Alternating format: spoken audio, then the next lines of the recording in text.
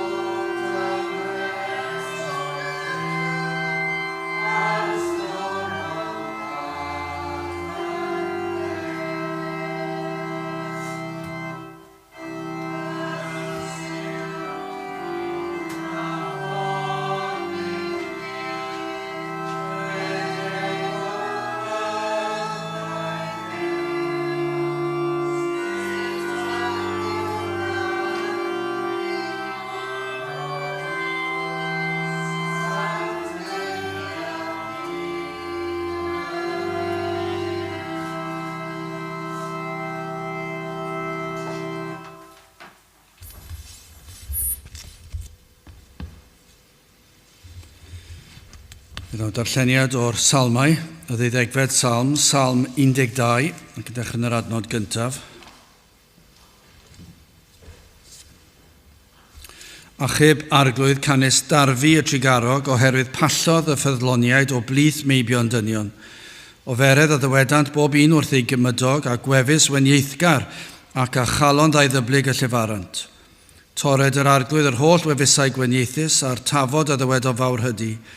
Y rhai a ddywedant a'n tafod y gorfyddwn ein gwefusau sydd eiddom ni, pwy sydd arglwydd arnom ni. Oherwydd anrhaith y rhai cystuddiedig, oherwydd i chenaid y tlodion, y cyfodaf yn awr, medd yr arglwydd. Rhoddaf mewn iachawdwriaeth yr hwn y magler iddo. Geiriau yr arglwydd ydynt eiriau Purion, fel arian wedi ei goethi mewn ffwrn brydd, wedi ei buros seithwaith.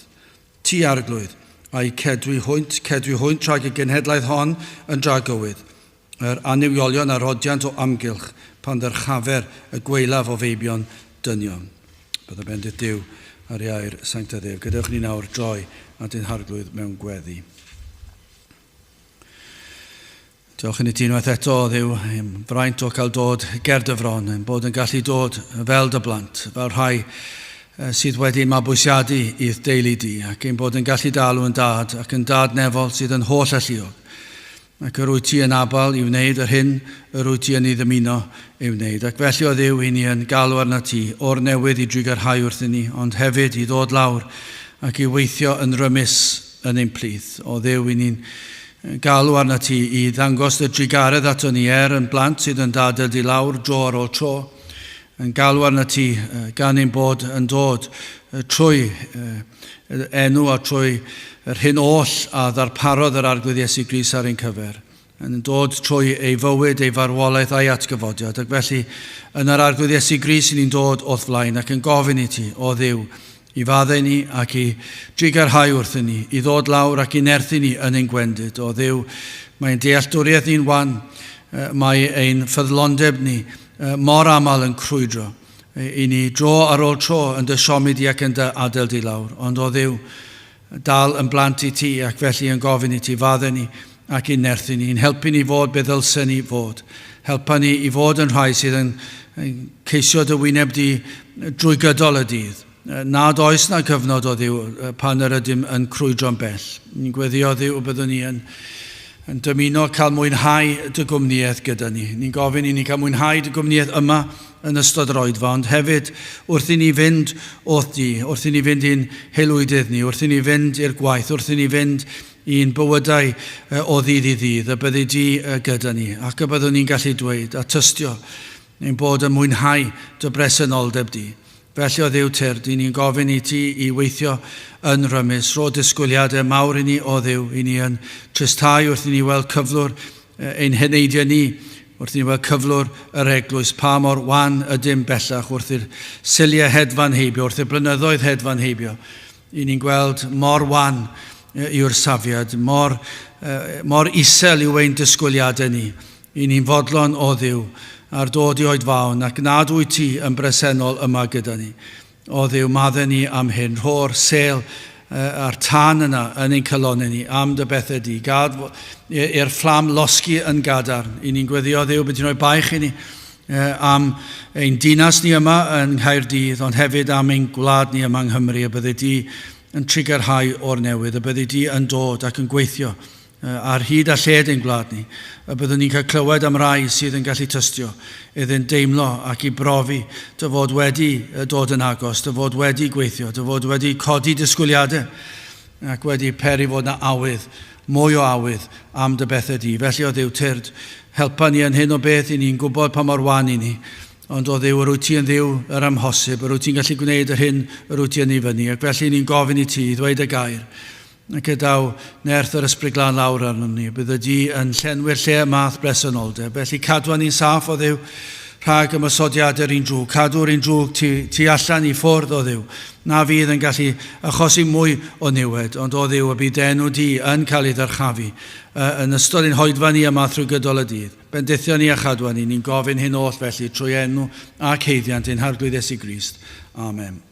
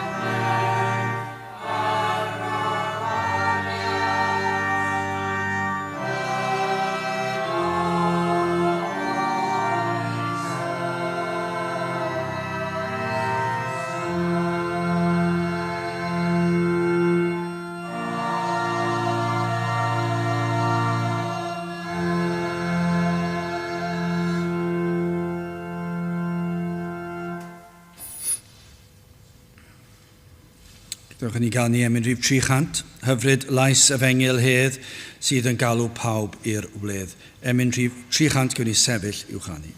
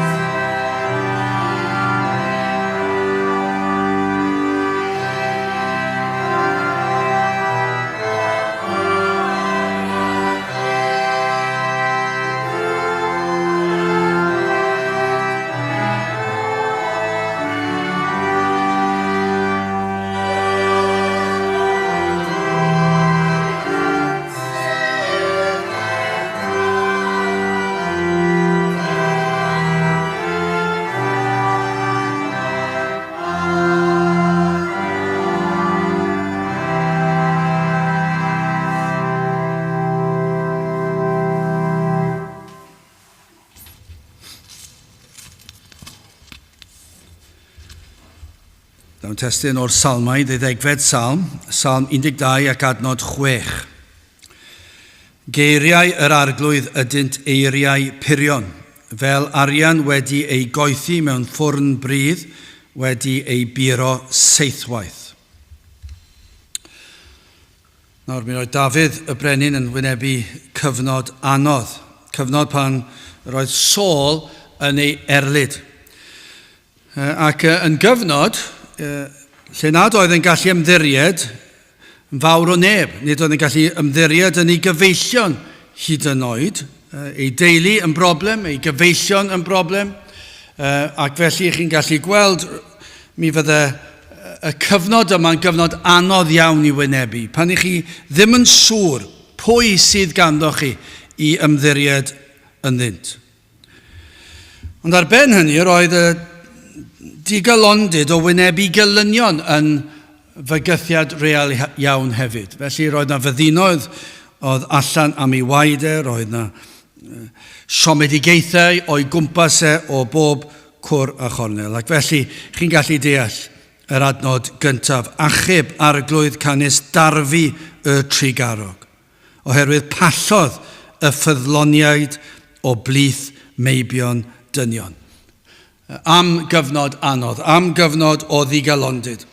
Ac chi'n gallu uniaethu hyn, ond ydyn ni. Onid yw ein cyfnod ni yn debyg i hyn. Os byddwch chi'n gallu dewis adnod i'r eglwys, byddwch chi'n gallu dewis adnod fel hon, byddwch sawl adnod wrth gwrs, ond darfu y trigarog. Chi'n edrych ar ein gwlad ni ac chi'n gallu meddwl nôl pan yn meddwl am gyfnodau yn hanes Cymru a i gymharu wedyn ni ar oes i ni'n byw yn heddi. Pan i chi'n darllen y llyfrau, ac dwi ddim mor bell nôl ag hynny i ddweud y gwir nag yw mae yna rai i ni nabod oedd yn dod o'r cyfnodau yna, felly chi'n gallu dweud bod yna i ni wedi clywed tystiolaeth, llygad dystion o gyfnodau gwell. Ac yn sicr, hyd yn oed, os ni'n mynd nôl cyn belled ar diwygiad diwetha yng Nghymru yn 1954, allech chi ddweud yn yr cyfnod y 50au, ni wedi clywed yn tystiolaeth rhai, i ni nabod, oedd wedi byw trwy'r cyfnodau hynny pan yr oedd pethau yn well. Yr oedd y cyfnod pan tyrodd y bobl i'r capeli. Oedd y mwyafrif o bobl, allech chi ddweud, yn gyfarwydd. O pawb yn gwybod bod i Sul yn ddiwrnod gwahanol, un oedd yn blentyndod i, yn arddegau siwr o fod oedd y cyfnod pan nath yr llywodraeth benderfynu bod agor pethau ar y Sul, agor siopau ar y Sul wedi dod, a sut newidiodd hwnna naws y Sul yn fuan iawn. Gymerodd ddim llawer amser. Felly yn fy oes i ni wedi gweld hynny, ni wedi gweld y dirywiad. A cyn hynny, o'ch chi'n gallu dweud, wel, oedd na nifer yn mynd i'r capel. Ac os ewch chi nôl degawdau cyn hynny, yr oedd e'n gyfnod lle yr oedd pobl yn tyrru i'r capeli. Y cyfnod pan yr oedd yr addoliad yn barchedig bron drwy draw. Hyd yn oed yn y capeli lle doedden nhw ddim yn pregethu'r Efengil. Mi roedd yr addoliad, fe fyddwch chi wedi gael. Byddai'r llyfr yma wedi bod yn mwyafrif o'r capeli Cymraeg. Ni fydde cyfieithiad William Morgan wedi bod ym mhob pulpit. Mi fydde yna rhyw bregethu wedi bod, hyd yn oed ymlith yr ai ddim yn credu'r Efengil, fydden nhw wedi pregethu rhywbeth, fydden nhw wedi rhoi stori i chi o'r Beibl.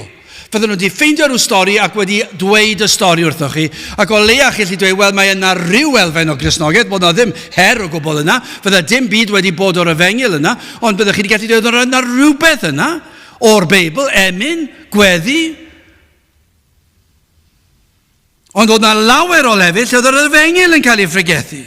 Yr oedd yr addoliad yn barchedig, yr oedd y capeli yn llawn.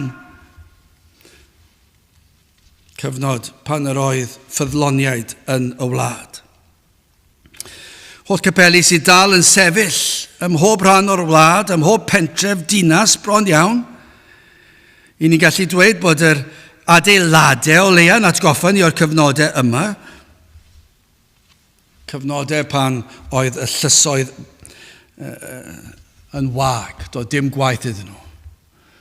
Mi fydde'r barnwr siwr o fod wedi dweud, wel, pob un sy'n gweithio yn y llys heddi, gewch chi fynd gartre, achos dim byd i wneud.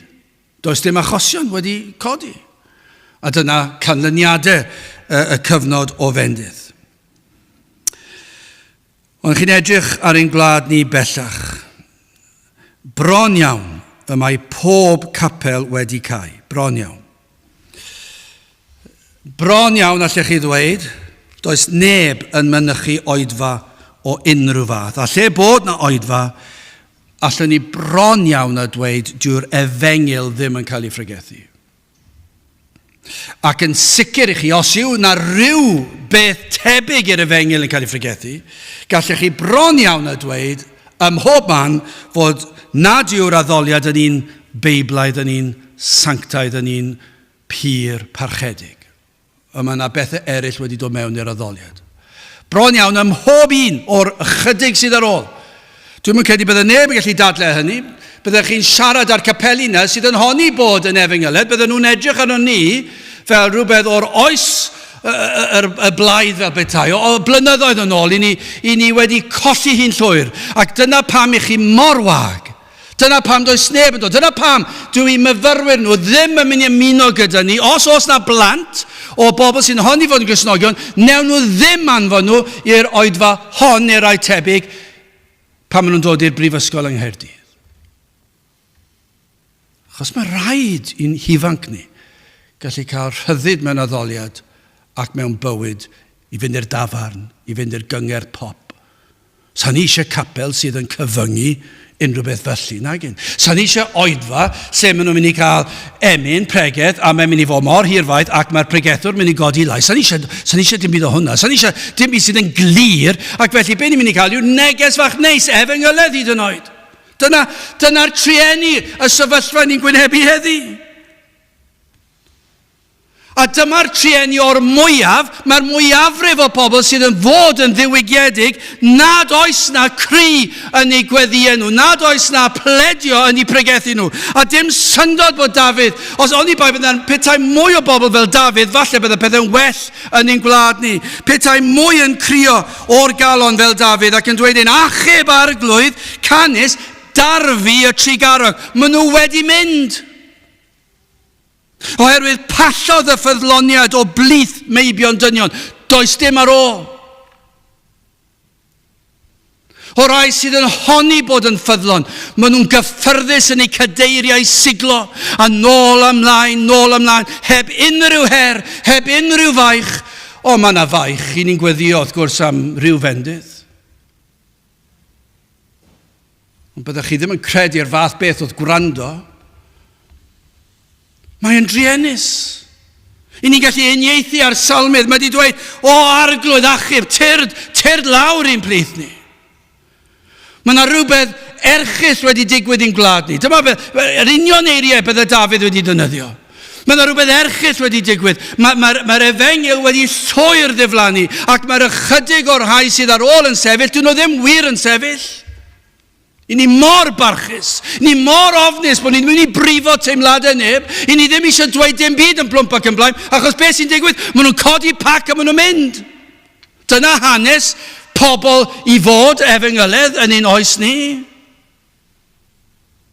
A dim nhw'n gadael chi fan hyn i frwydro. Allech chi ddeall be mae'r salmydd yn dweud. Does gen i neb i ymddiried ynddo. Maen nhw gyd wedi mynd, ond o Dduw, dwi ddim yn mynd i gwangyloni. Achub arglwydd tyrd, achos canis darfu y trigarog, oherwydd pallodd y ffyddloniad o blith meibion dynion. O, chi'n gweld y baich ma'n dydych chi?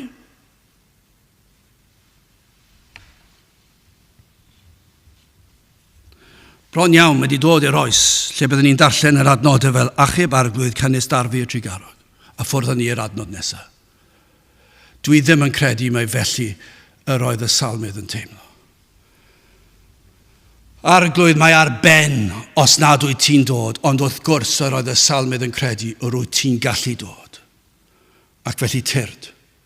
Dyna fel dwi'n darllen y geiriau yma. Wel, gadewch chi ni edrych yn gyntaf ar geiriau dyn. Ac yn ail geiriau'r arglwydd ac yn drydydd ac yn olaf a ddewidion yr arglwydd. Wel, yn gyntaf, geiriau dyn yr ail adnod, gwrandewch ar hwn. Mae e'n torri galon achos hyn yn ei weld Ac dyma be ni'n gweld heddi, yr ail adnod, oferedd a ddywedant bob un wrth ei gymydog. Dyma be mae'n gweld. Oferedd a ddywedant bob un wrth ei gymydog, a gwefus wen ieithgar, ac a chalon ddau ddyblyg y llefaron. Does dim I gwaith nag oes? Yr hagryth, balchder, y byd a'r proffeswr ffals daflau mewn. Achos dwi'n gweld lot o wahaniaeth. Achos dyma yw canlyniad anifioldeb. Ond ydw e mor wir. Wrth I ni weld y blynyddoedd yn hedfan heibio ers y tro diwethaf i'r arglwydd ymweld â Chymru fach.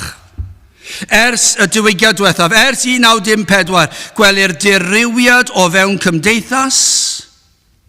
A be ni'n gweld o fewn yr eglwys Efengyledd yw, be maen nhw'n wneud yw protestio, anfon e-byst i'r brif weinidog, pa bynnag un yw ar y pryd, a dweud wrtho fe, dyma sut dylen ni fod, dyma beth I ni eisiau chi wneud, a ni eisiau chi newid y rheolau. Yn lle gweld, gadewch hwnna I fod, gweddiwch bydd yr arglwydd yn dod lawr ac yn achub y neidiau. Efallai mae'r rhan o wyllus yr arglwydd, dim efallai, dyma yw fel mae'r arglwydd yn gweithio, fe fydd yn peri fod y wlad fel ag y mae mwyn deffro pobl ac argyhoeddi nhw o'i pechod. Beth mae'r eglwys yn ei wneud, dwi ddim yn gwybod. Wedi hen colli'r plot. Maen nhw wedi anghofio mae'r ateb yw'r arglwydd. Maen nhw wedi meddwl mae'r ateb yw protestio.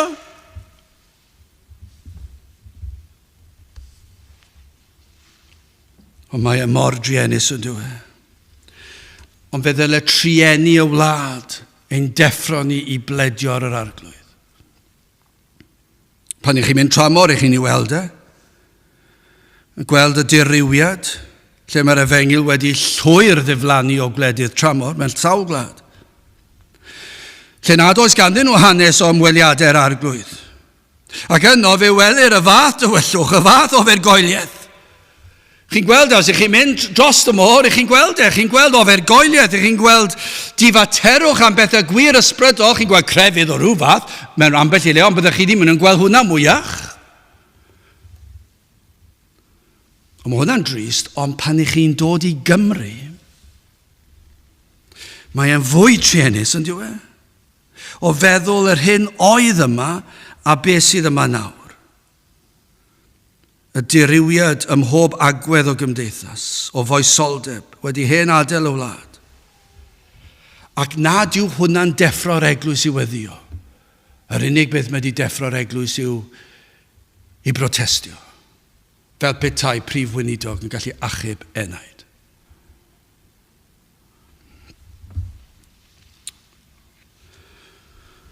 Yr oedd Dafydd yn torri galon. Yr oedd yn gweld y fath anfoesoldeb, y fath anffyddlondeb, y fath ddifaterwch, y fath ansicrwydd. Ni'n gweld yn yr oes I ni'n byw yn ddi, pan mae pobl yn edrych ar foesau'r ysgrythyr fel rhywbeth rhyfedd. Mae'n edrych arno ni hyd yn oed o fe'n eglwysu fel ein bod ni fel rhai caled. Ond dyma I chi ddisgrifiad, y mae Dafydd yn disgrifio, y fath gymdeithas yr oedd e'n I wynebu ac I ni hefyd yn I wynebu, siaradant bethau ofer. Y pynciau y trafodir mor bell o'r hyn sydd yn sanctaidd ac yn dyrchafu Duw. Yn sicr, nid yw'r sgwrs dyn yn gogoneddu Duw. Dyna beth oedd y salmydd yn gweld. Gwag yw'r cyfan, ac y fath frwdfrydedd am bynciau sydd yn llwyr ddibwys. O'n i'n ddiweddar ar yngwyliau ac yn eistedd tu fas ac oedd yr haul yn gwenu ac o'n i'n gwrando ar sgwrs. Chi'n gwrando pan chi tramor, yn gwrando I weld pa iaith yw e. Glywes I un person yn siarad Cymraeg, a dwi'n un gair glywes, wel, 2 air, dim problem. Mae Cymro yma. Glywes I bob math o ieithoedd yn cael ei siarad, ond glywes I lot o Saesneg. Ac oedd yr pobl yma'n siarad Saesneg. Ac am ofer. Am falchder oedd I sgwrs. Ond reit drws nesau mi. Ond ni'n clywed y dynion ma wrthi. Siarad am bob math o bethau. Ac o'n i'n gallu, wrth gwrs, pawb yn gallu clywed beth ydi sgwrs. Nhw eisiau pawb I weld, bod nhw fyna mwynhau gwyliau. Ac yn pawb yn cael ymuno mewn ar y sgwrs. Ofer oedd y cyfan. O dim byd o bwys ganddyn nhw I siarad. Arian, gwyliau, mwynhad, balchder, llwyddiant. Dyna beth oedd yr holl sgwrs o'n nhw'n sôn amdano. Ond oedd dim byd oedd unrhyw fydd i'w heneidiau nhw'n sicr. Ond i ni hefyd yn gweld y byd lle maen nhw'n trafod pethau sydd yn ffals, pethau sydd yn gelwydd. I ni'n gweld yr chafon bethau na fydd yn elwa'r enaid wrth iddynt drafod yr holl bethau maen nhw'n trafod o fewn cymdeithas. Mae e mor ddiddorol os ewch chi unrhyw swyddfa, unrhyw le yn y byd, a dwi'n ma'n gwrando am eiliad am be maen nhw'n siarad. Am beth mae'r sgwrs. A maen nhw fel arfer yn cwyno am rywun ac yn dweud pethau hyll am rywun. Ac i chi'n ei weld mae e ym mhob cwr o'r wlad. Ac os ydyn nhw'n siarad am broblemau cymdeithas, does dim atebion ganddynt. O dyma oedd Dafydd yn ei wynebu, ac i ni'n ei wynebu. Yr oedd diffyg diwioldeb yn y wlad. Yr oedd diffyg gonestrwydd yn y wlad. A gwelir hyn ym mhob rhan o'r gymdeithas. I ni'n gweld e heddi o Dafydd yn ei weld oedd e'n gallu gweld does dim gonestrwydd, does neb chi'n gallu ymddiried ynddyn nhw. Ac i ni'n gweld e heddiw, does dim gonestrwydd. Gallwch chi ddim dweud fod y wlad wedi cael ei rhedeg ar gonestrwydd. Nallwch? Gallwch chi ddim dweud hynny. Allwch chi ddim dweud mae unrhyw agwedd o gymdeithas. Sawl busnes heddi, sawl cwmni, maen nhw'n credu y byddant yn dod, byddwch chi gallu dweud byddant yn dod i drafferthion, os petawn nhw'n ei rheol fod rhaid dweud y gwir bob tro. Sawl busnes fyddwch chi'n meddwl byddai'n llwyddo? Petai'r bos yn dod mewn bore fori ac yn dweud, nawr, i ni'n mynd i orfod bod yn onest i bob un yn delio gyda nhw. Os mae cwmni yswiriant dywedwch, bod y pobl yswiriant yn dweud, mae rhaid i chi sydd yn gwerthu'r yswiriant ddweud y gwir wrth bob un sydd yn siarad â chi. Os mae cwmni sydd yn gwerthu rhywbeth yw, a maen nhw'n gofyn cwestiwn i chi, mae rhaid i chi ddweud y gwir. Wel, ar yr wyneb, byddwch chi'n dweud, byddai mwyafrif yn methu llwyr. Maen nhw wedi seilio'u busnes nhw ar ddweud celwydd i chi. Maen nhw'n gwerthu pethau i chi ar sail celwydd. Maen nhw'n gwybod, dyn nhw ddim eisiau dweud yr holl wir i chi. Dyn nhw ddim eisiau dweud wrth chi, na, dyw hwn ddim yn mynd i baro'n hir iawn, a fyddwch chi'n dod fy nôl y siop i drwsio mewn 2 flynedd, neu beth bynnag. Dyn nhw ddim eisiau dweud na wrth chi. Twyll yw'r bron y cyfan. A dwi'n gwybod byddai'r mwyafrif yn ofni dweud y gwir. I ni'n gweld yn y gwaith pan mae rhywun yn ffonio ac maen nhw'n gofyn i chi, os mae rhywun yn gofyn amdana i dweud fy mod i awr gyno. Ges i fe tua 3 wythnos yn ôl, ffonies i rhywun dro o tro, ges i addewid, dweud nhw, dwi e ddim yma nawr, mae e ar i awr gyno am 3 o'r gloch. Bron i fi ddweud, dwi'n siŵr oedd e'n llwglyd. Dwi'n wedi cael ei gyno tan 3. Nawr oedd yn weddol sicr, o'n i'n gwybod, o'n nhw ddim eisiau siarad â fi, achos o'n nhw ddim eisiau dweud wrthai. Doedden nhw ddim eisiau dweud wrthai bod nhw ddim wedi ffeindio unrhyw beth mas i fi to. Ac felly rai fi aros am wythnos arall am ateb. Ac felly yn lle goffod dweud hynny, beth wedon nhw, dwi ddim yma. Ond allan ni sbron weddol siŵr, a dwi'n methu profi'r peth, achos does gen i ddim camera yna. Ond beth tawn ni'n gallu gwneud drwy ymholiad, allan ni fod yn weddol sicr fydd ni'n ffeindio mas, yr oedd yn eistedd wrth y ddesg. Achos dyna fel mae pobl yn gweithio. Maen nhw'n dweud celwydd ar y pethau mawr ac ar y pethau bach. Ond mae'r salmydd wedi gweld hyn. Mae salmydd wedi weld o'i flanau. Mae pobl yn dweud celwydd. Dyn nhw ddim yn dweud y gwir. O feredd a ddywedant bob un wrth ei gymydog a gwefus wen ieithgar ac a chalon ddau ddyblyg y llefarant. Y person yma, mae e'n ofnadw, diw e? Sawl gwaith chi wedi cael eich dal mas gyda hyn? Person sydd yn dod â gwen ar ei wyneb. Y daw geiriau caredig allan o'i gennau. Ac maen nhw'n dyrchafu pobl. Maen nhw'n dyrchafu chi. Dwi wedi gael e. Maen nhw'n dweud pethau neis amdano chi. A mae yna wen ar ei wyneb. Ond i chi'n gwybod fel ffaith, nid dyna sydd yn ei cylonau. Chi'n gwybod fel ffaith, mae nid dyna sydd yn ei cylonau. Chi'n gwybod, dyn nhw ddim yn hoffi chi ddechrau da. Chi'n gwybod, maen nhw'n gwrthwynebu chi. Chi wedi gweld ac wedi clywed sut nhw'n bihafio chydig ddyddiau cynt. Ac efallai bod yn ffaith swyddogol ymlith pawb, dyw'r rhain ddim yn hoffi chi o gwbl. Ond maen nhw'n dod lan ato chi gyda gwen ar ei wyneb ac yn dweud pethau caredig.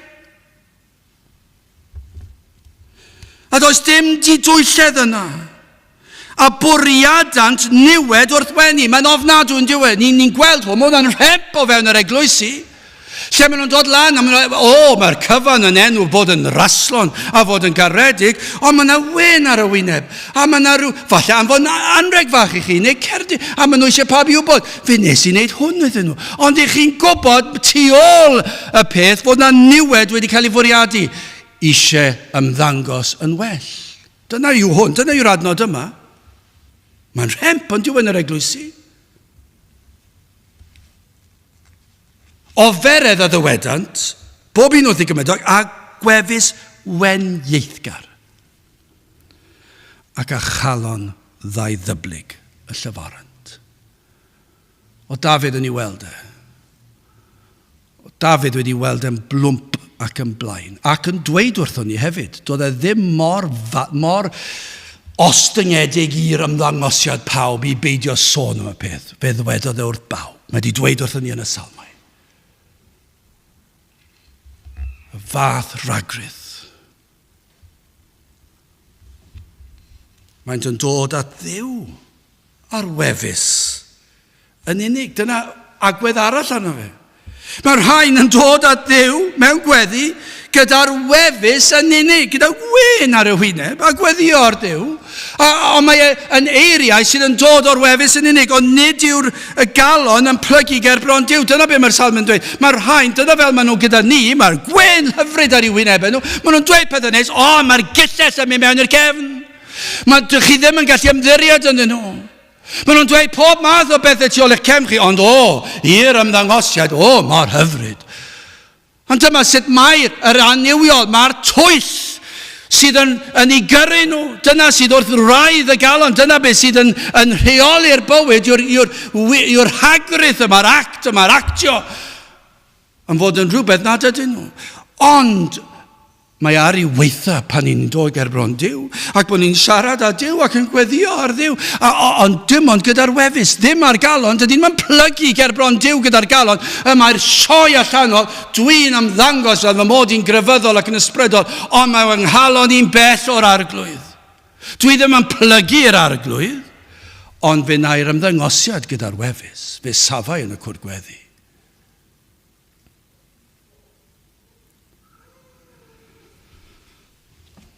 Yr rhain gyda rhyw falchder a rhyw glochder, a mae'n dweud ofer yw ei sgwrs. Ond ni fyddwch chi'n gallu dweud mae'r adnod yma'n ddisgrifiad perffaith o'n glad ni. Am hyder sydd yng nghalonau yr aniwiol. Adnod 4. Yr rhai a ddywedant a'n tafod y gorfyddwn ein gwefusau a sydd eiddom ni, pwy sydd arglwydd arnom ni. Does neb yn dweud wrthai. Glywes i rhywun yn dweud na wrthai rhai blynyddoedd yn ôl.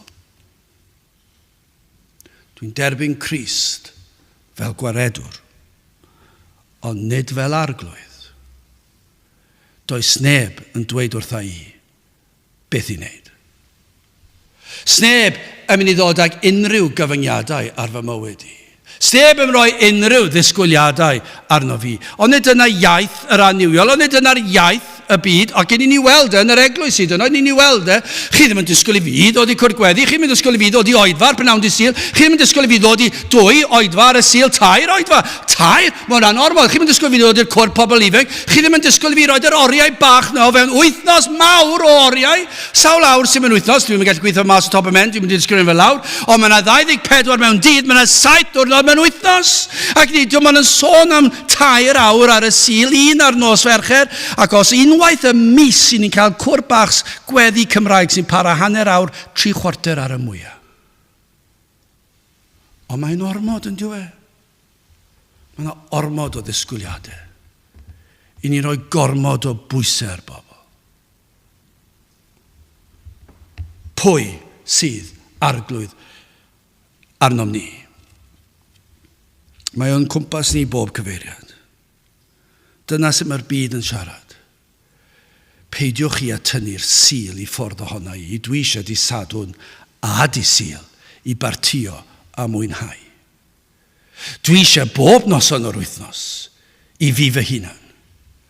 Dwi eisiau gallu gwneud unrhyw swydd dwi am i'w wneud. O, fe gododd y byd ddwrn at Duw yn yddiau Dafydd, ac yn ni'n weld y heddi. Fe wrthododd y bobl ildio i'r arglwydd yn yddiau Dafydd ac yn ni'n weld y heddi. Gwrthod plygu glin pryd hynny am y dal yr un peth. Ond nid yw'r union yr un sefyllfa. Dyna pam allwch chi ddewis adnod o'r Hen Testament, y Testament Newydd, a dwi ddim wneud dim gwahaniaeth achos mae'r cyfan yr un mor berthnasol. Mae'n disgrifio natur dyn ac mae'n disgrifio'r Efengyl. Mae e mor glir, mae e mor berthnasol, mae'n anhygoel. Mae'r adnodau, mae'n ddisgrifiad perffaith o'r gymdeithas i ni'n byw yn ddi ac o safon yr eglwys hefyd. Wel, gadewch ni symud ymlaen yn air. Geiriau'r arglwydd, ni wedi gweld geiriau dyn, mor ofer yw geiriau dyn. Llawn twyll, llawn balchder, llawn clochdar, gyda'r wen ar y wyneb. Smalio fod yn neis. Ond am wahaniaeth gyda geiriau'r arglwydd, am wahaniaeth sydd rhwng sgwrs iaith y byd, dyn pechaderus ar hyn a ddywed yr arglwydd. Grandewch ar geiriau'r arglwydd, adnod 6. Geiriau'r arglwydd ydynt eiriau purion. A nawr mae'n rhoi darlun i ni ddeall gymaint am ein gallu, achos allwch chi ddim cael darlun digonol i ddisgrifio be mae newydd ddweud, ond mae'n trio rhoi darlun i ni, i gymharu fe, y gorau gall.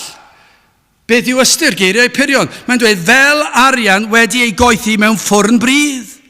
Wedi ei buro seithwaith. Oedd hwnna falle yn rhywbeth fwy ar gyfarwydd i bobl pryd hynny ac yw ei ni'n gwybod amdano fe heddi, ond falle oedd e'n fwy perthnasol pryd ni, byddwch chi'n gallu dweud, oedd nhw'n deall hwnna'n iawn, ond ni'n gallu deall, achos ni'n gwybod bod e dal i ddigwydd, ac fel oedd pobl yn arfer wneud e, yn gallu dod ag arian, a neu gemwaith allan ohono.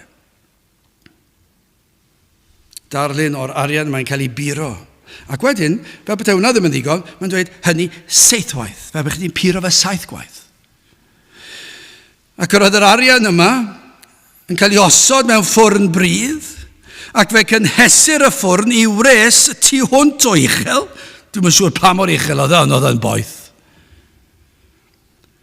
Ac osodir y metal yn y ffwrn. Ac fe wneir hyn i gael gwared ar yr amhiredd oedd yn yr arian.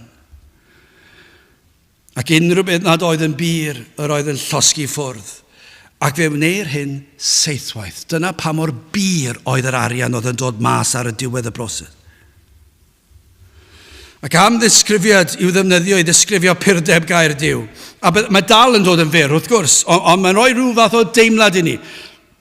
Rhywbeth i ni'n gallu i rhoi ni'n dychymig, bachu'n dychymig ar y peth. Bod ni'n gallu deall, dyna pa mor bir yw e. Mor bir yw geiriau'r arglwydd, mor werthfawr hefyd yw geiriau'r arglwydd.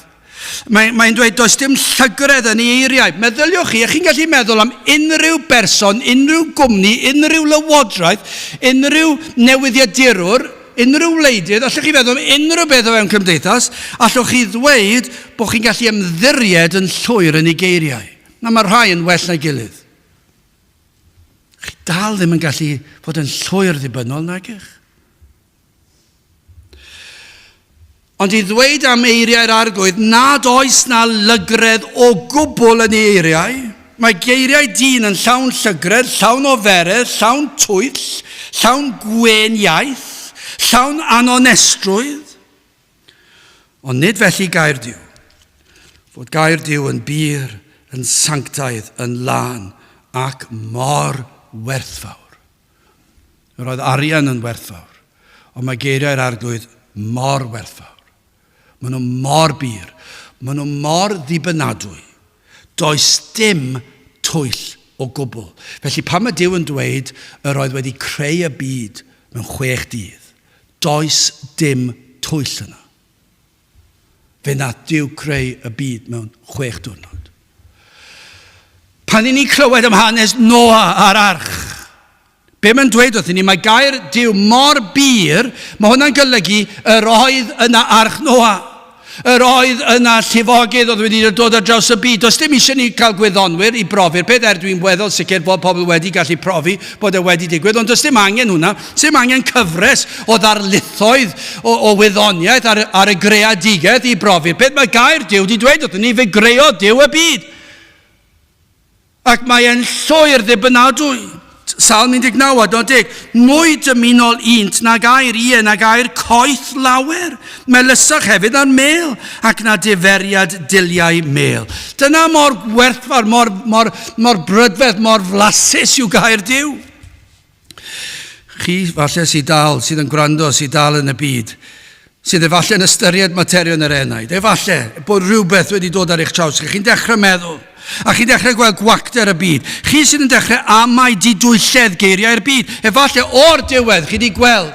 Yn ystod y 10 diwetha, mae'r cyfnod y 10 diwetha wedi bod yn erchyll, ond diwe? I ble mae'n mynd i arwen, sut mae byd yn gallu deffro yn y bore heb ofnau mawr, dwi ddim yn gwybod. Mae'r 10 diwetha wedi bod yn erchyll o ran y salwch erchyll gyda'r pandemig, a'r twyll, a'r holl bethau erchyll oedd yn digwydd yn ystod y cyfnod yna, rheolau, a pobl ddim yn cadw at rheolau, rhoed y rheolau, ddim yn cadw at i rheolau hunan. Pobl oedd yn elwa o'r pandemig, mae pob math o bethau wedi digwydd. Wedyn llywodraethau yn dod, a celwydd, a twyll, a pob math o bethau, ac yna rhyfeloedd, a lladd, a threisio. A mae'n parhau a mae'n cynyddu. Ac efallai o'r diwedd chi wedi dechrau meddwl a dechrau amau didwylledd geiriau'r byd. Efallai bod chi wedi meddwl, does nunlle gallwch chi gredu. Does neb allwch chi ymddiried yno. Wel, os felly ystyriwch geiriau'r arglwydd Salm 13, adnod 30. Duw sydd berffaith ei ffordd, gair yr arglwydd sydd wedi ei biro, tarian yw fe i bawb a ymddiriedant yno. Dyna air arall i bwysleisio i chi. Os oes na unrhyw le dylech chi droi ato, dylech chi droi at yr arglwydd ac at ei air e. Mae e mor bir, mor berffaith. Salm 119, adnod 140. Pirwyd ymadrodd yn ddirfawr, am hynny y mae dy was yn ei hoffi. Pirwyd dy ymadrodd yn ddirfawr. Nawr wrth gynhesu'r arian yn y ffwrn pridd, glanhawyd yr holl amhiredd. Pob llygredd yn dod i ffwrdd, ac fe adawyd arian gwerthfawr pur. Ond mwy felly gair Duw, y mae ei air, ei addewidion, ei efengil yn bir ac yn llwyr bir. Does dim gwall yn ei air. Does dim camgymeriad. Does dim byd yn anghytuno gyda... Fedrwch chi ddim ffeindio dim byd yn yr Hen Testament sydd yn anghytuno gyda unrhyw beth sydd yn y Testament Newydd. Fedrwch chi edrych ar Matthew, Mark, Luke a Ioan, a fedrwch chi ddim ffeindio unrhyw beth yno sydd ddim yn cytuno ei gilydd, bod nhw'n rhoi adroddiadau gwahanol o'r un digwyddiadau yn aml. Ond maen nhw'n llwyr ddibynadwy. A mae rhaid i dod lan, dweud, beth am hwn, porthi'r 5,000, a porthi mwy o filoedd, a llai o filoedd, a chi'n cael, wel, dyna i chi, dod ddim yn bosib. Pam na all yr arglwydd wedi porthi 5,000, 4,000, 3,000, 2,000, 1,000? Gallai wedi porthi faint o filoedd oedd y moyn. Ond maen nhw'n dewis ambell i adnod a dweud, wel, dyna i chi camgymeriad, felly ni ddim yn gallu dibynnu ar air Duw. Ac i chi'n edrych ar nhw'n meddwl, ble, bydde hwnna ddim yn sefyll mewn achos llys o gwbl. Ond mae yna bobl di ysgrifennu llyfrau diwynyddol yn tynnu'r ysgrythyr yn ddarnau a rhyw ddadl blentynnaidd fel yna. Does dim un gwall yng ngair Duw. Does dim twyll yng ngair Duw.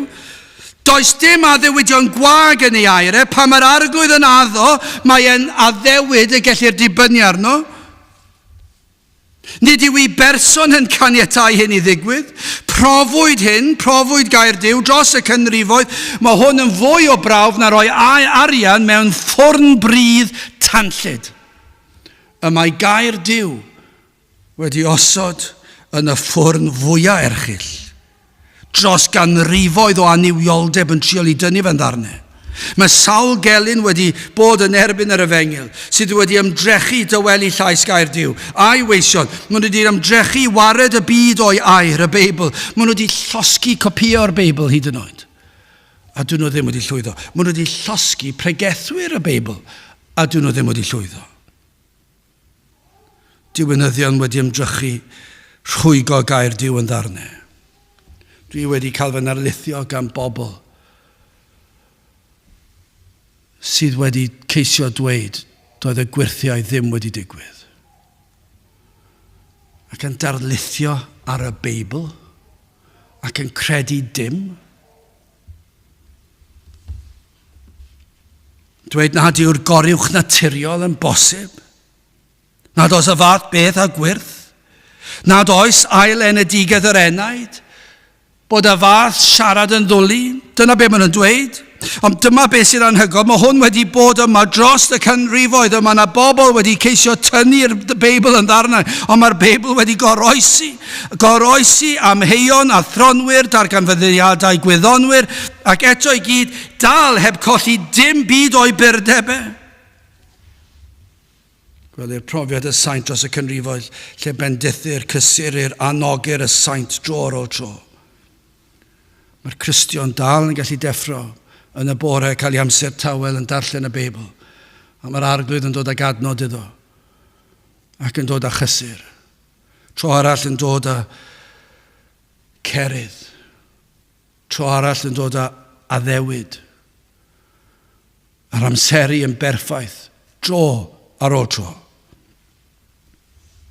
Ger holl glochda'r y byd. Dirmig y byd tuag at Dduw, tuag at ei air a tuag at yr Efengyl. Nid oes dim gair sydd yn fwy dibynadwy na gair Dduw. Nid oes dim byd gwell i'ch enaid. Felly gwrandewch yna, dyna be mae'r salmydd, a baich y salmydd yw hyn, does dim byd sydd yn well i'ch enaid chi. Dwi'n meddwl am y 4 dyn yna oedd yn y caffi yma, yn yr heilwen, yr haf, yr hael yn tywynu arnyn nhw. Ac o'n nhw'n pob un a'i peint yn ei llaw. Mor falch. Oedd pob un o'n nhw'n llwyddiannus. Mae rhaid bod nhw, achos o'n nhw'n dweud gymaint o llwyddo o'n nhw wedi gwneud. Petai rhaid yn sylweddoli, mae gair Duw mor ddibynadwy. Chi wedi buddsoddi'ch arian, chi wedi gwneud hyn, chi wedi llwyddo. Mae iechyd ych chi, chi'n cael gwyliau braf. Un peth bach sydd eisiau, sydd yn strywio'r cyfan. Ond mae gair Duw mor ddibynadwy. Nid oes dim byd sydd yn well i'ch enaid. Felly ond dyma'r her sydd angen i bobl i'w wrando ar air Duw, i ildio i air Duw, i ddod at yr un sydd yn siarad â chi. Dyma beth mae salmydd, dyma beth yw baich y salmydd. Mae e fel bethau yn pledio gyda pobl yn dweud geiriau i'r arglwydd a deiriau purion, maen nhw'n bir. Fel arian wedi goethi mewn ffwrn bryd, wedi bir o seithwaith. Mae e mor bir, mae e mor werthfawr, mae e mor ddibynadwy. Mae'r Efengyl yn bopeth, mae popeth yma, a does dim celwydd yma. Felly'n i orffen, beth oedd yr addewidion yr arglwydd oedd yn cyffroi y salmydd gymaint? Beth oedd yn peri iddo fe i fedru dyrchafu llygad tuag at y mynyddoedd o lle daw i gymorth? Pan oedd pethau'n ddi, pan oedd cymdeithas mor erchyll, pan oedd e'n cael ei siomi gan deulu, gan ffrindiau, pan oedd e'n gweld gelynion o'i gwmpas yn bob man, pan oedd e'n gweld nad oedd na ffyddloniaid ar ôl yn yr eglwys, nad oedd na bobl yn sefyll, ac ni'n gallu dweud yr un peth, i ni mor wan, yn dydyn ni? I ni mor wan. Mae'n anhygoel pa mor wan i ni. Yn weledol, ond i ni ddim yn wan, mae'r holl alluog ar ein ochr ni, felly ni'n gallu dod bob un syl yn gwybod, pa bynnag mor wan i ni'n edrych fan hyn ar bynawn syl, i ni'n gwybod hyn, mae'r arglwydd yn holl alluog, a dim ond dweud y gair sy'n rhaid iddo fe wneud, a fe all traws newid y ddinas yma mewn eiliad, fe all holl bobl Caerdydd tyrru mewn i'r capeli lle mae'r Efengyl yn cael ei ffregethu'n ffyddlon, ond ble mae'r Efengyl yn cael ei ffregethu'n ffyddlon, dwi ddim yn gwybod. Ond i ni'n credu gall yr arglwydd wneud e. Mor rhyfeddol yw'r geiriau mae'n dod â gymaint o gysur bod y ffaith bod ei air yn bir, bod ei air yn ddibynadwy, bod y dim un gwall yn ei air. Mae e mor werthfawr. Does dim llygredd. Fe ddaw a chysur, ond mae hefyd yn dod ar hybydd. Mae yna gysur yma yn y geiriau yma, mor bir, mor dibynadwy, mor brydferth. Ond mae yna rybydd yn does na. Yn yr hybydd mae yna drigaredd, ond mae yna fygythiad sydd angen talu sylwydd o adnod 3. Tored yr arglwydd yr holl wefusau gwenieithus, a'r tafod a person ddywedo fawr hydy. Os yw gair yr arglwydd yn bir ac yn sanctaidd, yn werthfawr, heb lygredd, heb wall, mor ddibynadwy, Mae'n dod â chysur i'r ceisiwr, mae'n dod â chysur i'r Cristion, ond mae'n dod â'r hybydd i'r angredadyn. Mae'n dweud torhed yr arglwydd yr holl wefusau gwenieithus, a'r tafod a person a ddywedodd fawr hydy. Fe fydd yr arglwydd yn delio ar sawl sydd yn ei wrthod, y sawl sydd yn siarad ofer, y sawl sydd yn wenieithgar, yr rhai sydd yn dod â gwen ar ei wyneb, yn dweud geiriau neis, braf, hyfryd, ond mae yna gysineb tu nôl y geiriau. Dyn nhw ddim yn hoffi, dyn nhw ddim yn dangos cariad, ond maen nhw'n rhoi y wen ar y wyneb. Maen nhw'n siarad â Duw, a maen nhw'n dod â geiriau ysbrydol, sanctaidd hyd yn oed, ac yn gweddio'r arglwydd, ond nid yw ei calonau yn y peth. Mae yna ragryth yno, ac mae'r arglwydd yn dweud, fe fydd rhain yn cael ei barnu. Ac nad oes ffoi, pam? Achos mae'r arglwydd yn gweld y galon, dyna be mae'n dweud. Fe fydd yn barnu, fe fydd atebolrwydd. Ond am y ddewyd, adnod 5, oherwydd anraith yr rhai cystuddiedig, oherwydd i chenaid y tlodion. Dyma'r addewyd, y cyfodaf yn awr, medda'r arglwydd, rhoddaf mewn iachawdwriaeth yr hwn y magler iddo. Am addewyd yn adnod 5. Mae wedi addo fe fydd yn delio ar hagrithiwr.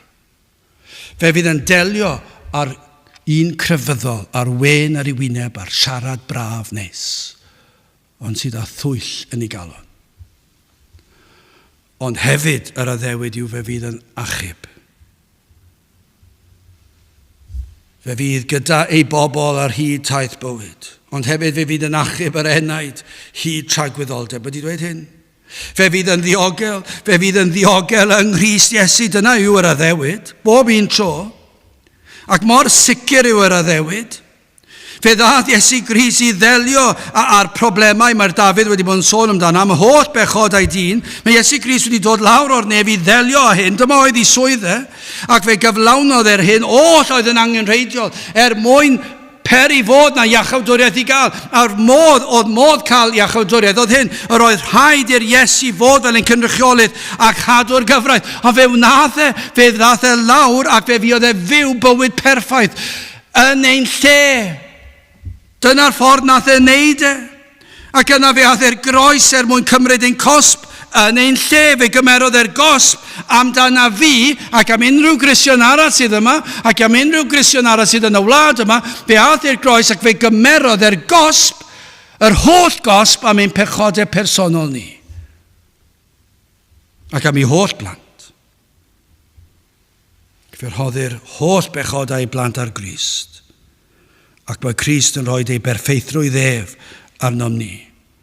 A dyna neges ei air. Dyna yn syml yw'r efengil. Ac mae mor bir, ond yw e? Does dim ateb arall i broblemau cymdeithas. Does dim ateb arall i'r unigolyn. Does dim ateb arall i'r pechadur. Ond dyma i chi ateb. Mae mor bir. Mae mor ddibynadwy. Does dim gwall yna. Mae Duw wedi dweud wrthon ni sut allwn ni fod yn sicr o gadwedigaeth, fod Iesu Grist wedi dod ac wedi gwneud y cyfan. Fe brofodd y cyfan o wnaeth ei fod yn ddibynadwy. Sut? Atgyfododd e'r trydydd dydd. Mae'n ffaith hanesyddol. Iesu Grist atgyfodi ar y trydydd dydd sydd yn goron ar y cyfan. Fe brofodd e pa mor ddibynadwy yw ei air. Felly mae'r enaid sydd yn dod at droed y groes yn gwbl ddiogel. Does dim lle gwell i ddod. Ni all unrhyw gyhuddiad ei niweidio.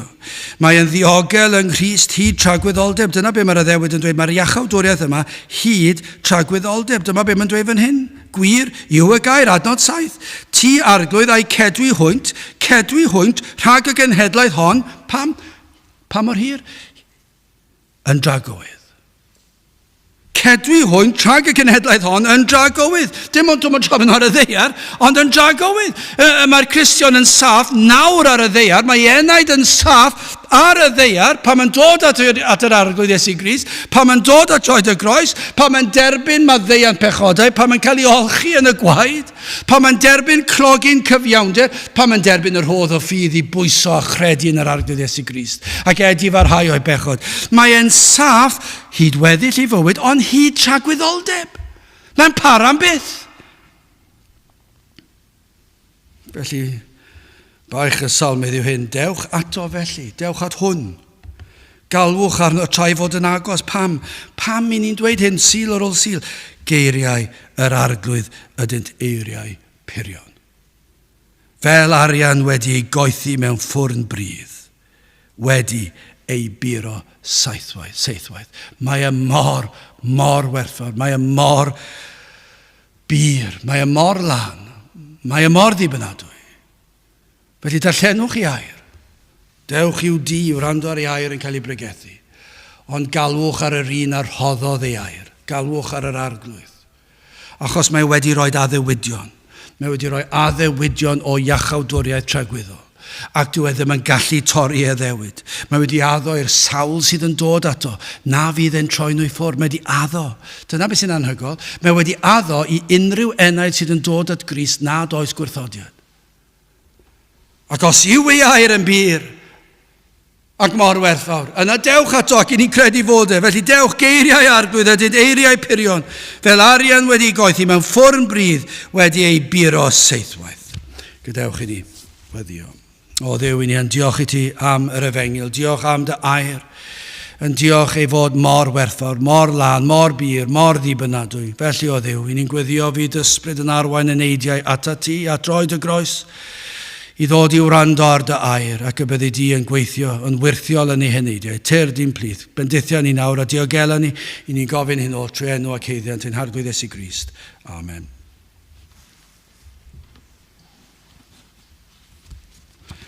I orffen gadewch i ni ganu emyn rhif 298 ac hefyd 299.